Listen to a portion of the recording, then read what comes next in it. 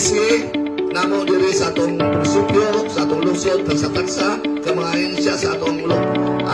gobyerno, bisino sa kanunay kada adlaw, pero gitagaan sa mo panahon, no? Gitagaan mo panahon nga may anhin hindi para matuol ang atong serbisyo na ato sa inyong pagkaran din sa Bukaynon Norte. So, usbon ako sa ngalan sa atong lungsod sa Calabi, daot na magpadasigon ta,